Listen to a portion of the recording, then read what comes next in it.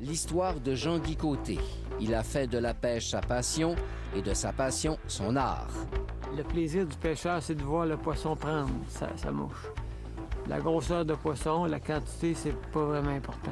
La pêche sportive, c'est une des activités de plein air les plus populaires au pays. Il y a une enquête qui a été menée au début des années 2000 et qui nous apprend qu'il y a plus de 3 600 000 pêcheurs à la ligne au Canada. C'est pas surprenant quand on pense à l'abondance de lacs et de rivières qu'il y a ici. Alors, on vous raconte aujourd'hui une histoire de pêche, une vraie. C'est celle de Jean-Guy Côté, un homme qui a consacré toute sa vie à la passion qu'il avait pour ce sport. Il en a même fait un art. Il était créateur de mouches. Et il tenait à nous présenter sa collection avant de mourir. Malheureusement, il était atteint d'un cancer. Un reportage de Michel Marcellet et de Marie-Ève Thibault.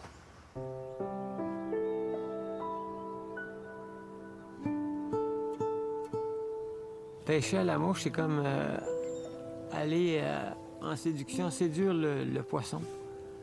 Lui faire à croire que nos leurres sont vraiment quelque chose qu'il devrait essayer.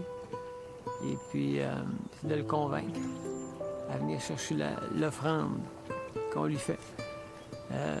Et le plaisir du pêcheur, c'est de voir le poisson prendre sa mouche. La grosseur de poisson, la quantité, c'est pas vraiment important. On commence tout pêcheur au verre, pêcheur à la traîne, à la cuillère. Puis à un moment donné, on veut se raffiner. Question de défi personnel. La pêche à la mouche, ça nous arrive à comprendre l'entomologie des insectes, comment la truite se nourrit et quels insectes que la truite va se nourrir, les libellules, les mouches de mai. On ne sait trop quelle mouche a piqué Jean-Guy Côté, mais ses histoires de pêche sont un peu l'histoire de sa vie. Je demeurais à Trois-Pistoles et puis nos étés, on passait nos étés sur le quai à pêcher les perlans avec une grande perche de bambou. Mon oncle avait une canne à mouches, puis il y avait des mouches. Puis il fallait pas toucher à ça. Fait que c'est un petit peu l'interdit qui m'a amené à m'intéresser à ça. Puis dans le temps, les mouches, c'était secret, c'était caché. C'était mis dans des boîtes et puis on montrait pas nos mouches. J'ai été pris à un moment donné à un an ou deux à chercher qui fait des mouches, qui vend du matériel de montage de mouches. On parle des années 66, 67. Et puis à un moment donné, j'ai tombé sur le gars qui m'a donné la poussée. On était dans un restaurant à Trois-Pistoles et puis lui, il arrivait avec des amis de la pêche au saumon à Matane. Fait qu'à un moment donné, je me suis levé puis je suis allé le voir puis j'ai demandé de regarder ses mouches.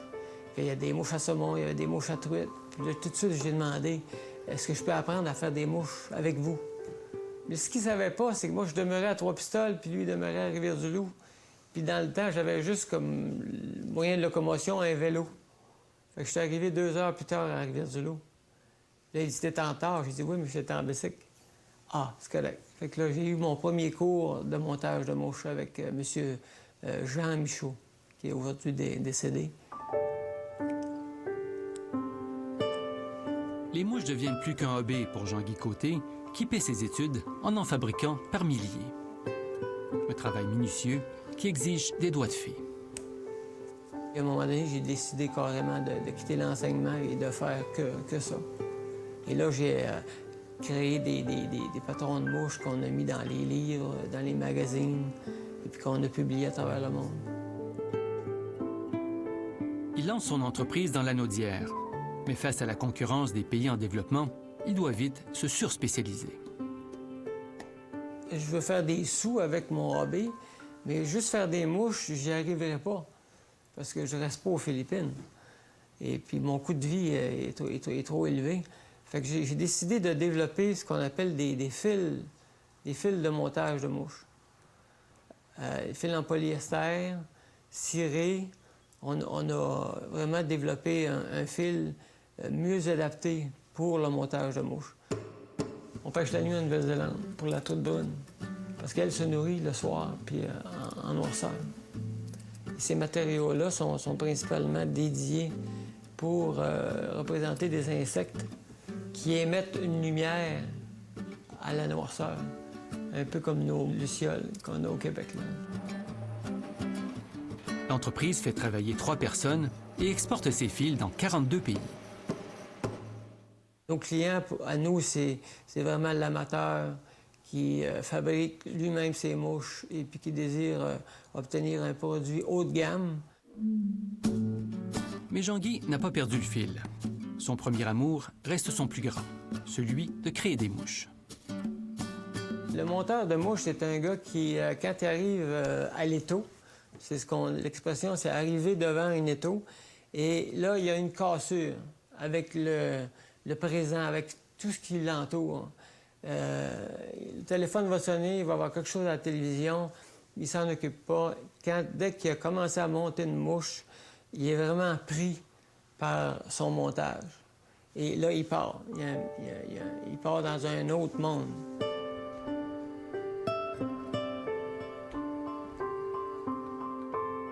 C'est une forme d'art quand la personne a fait 5 ans, 10 ans. Au bout de 10 ans, le monteur, qu'est-ce qu'il recherche? C'est la perfection de la mouche. Il recherche à créer des patrons de mouches qui n'existent pas, qui sont meilleurs que les autres. Le rêve du monteur de mouche, c'est de créer la mouche miracle. Ça ici, c'est une belle mouche crevette. Le monde des monteurs de mouches est un univers en soi, avec son esthétique et sa littérature. Si la plupart des mouches sont faites pour pêcher, d'autres sont uniquement des œuvres d'art. Ici, je vais vous montrer une mouche noyée de catégorie classique. Les hameçons doubles pour pêcher le saumon. Jean-Guy collectionne tout. On voit ici que le monteur de mouche a voulu vraiment imiter la nature le plus proche possible. Ça, c'est le style de mouche à truite. Difficile d'évaluer où se situe Jean-Guy Côté au panthéon des monteurs de mouches. Mais il y a des créations dont il est particulièrement fier. On appelle ça une branchue. L'aile qu'on voit ici, c'est une plume de flanc de canard branchu mâle. Et cette mouche-là dans l'eau, le comportement de cette mouche-là dans l'eau, une fois qu'elle est mouillée, c'est qu'elle se promène, le dos vers le ciel, et puis la bédaine en dessous ici, vers le bas. Et parce que le poisson aime ce comportement-là, quelque chose de plus foncé sur le dessus, comme dans la nature. Et puis ici, j'ai inventé la façon de faire un corps avec de la fourrure de phoque, que ça soit solide. Le phoque a l'avantage de ne pas refléter la lumière ultraviolet. Pourquoi le branchu fonctionne autant? Les écrevisses d'eau douce, quand ils sont à l'étape de mue, quand ils changent de carapace, ils sont de couleur orange. Eureka!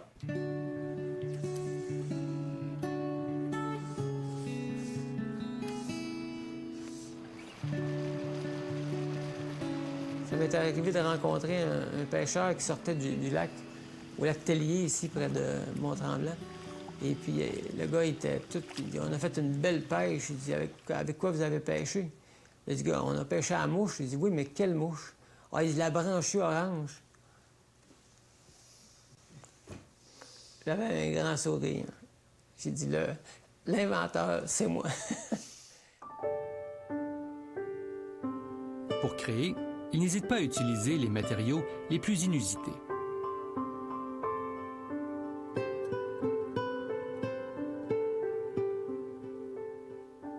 Ici, je vais vous montrer un coup de coque qui a été développé exclusivement pour le montage de mouches, mais avec des fibres molles, pour fabriquer des mouches pour le saumon.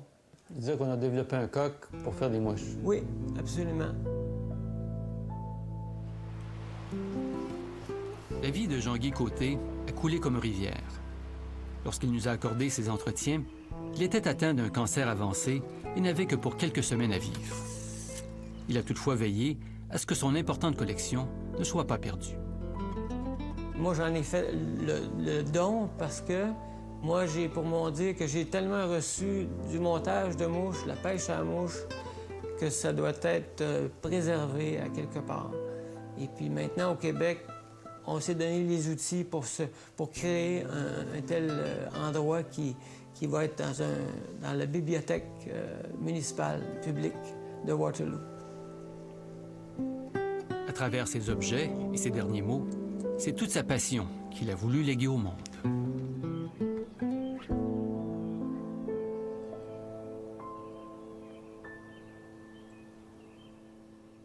Jean-Guy Côté est mort quelques semaines après ce tournage.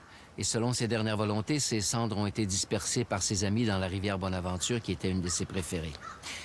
Comme il l'avait souhaité, son héritage n'est pas perdu. Il se retrouve aujourd'hui au Musée canadien de la pêche à la mouche, qui a été inauguré en janvier dernier. Et on est allé y faire un tour. Mesdames et messieurs, bonjour et bienvenue à ce point de presse. Nous sommes tous réunis ici ce matin pour faire le lancement officiel du Musée de la pêche à la mouche du Canada et dans un deuxième volet. Jean-Guy Côté a été un des instigateurs de ce musée. Et ses amis amateurs de pêche ne l'ont pas oublié. Et, quoi de mieux qu'un musée de la pêche à la mouche, ici à Waterloo, pour être en mesure de garder le patrimoine des produits. On a aussi créé un prix portant son nom pour honorer chaque année quelqu'un qui se distinguera dans l'art subtil du montage de mouches. Jean-Guy a été innovateur dans la technique de montage, il a développé des outils de montage, il a développé des techniques de montage, des trucs. Il a gagné son université, il a payé son université à vendre des mouches commerciales. Et pour une fois, l'histoire de pêche n'était pas exagérée.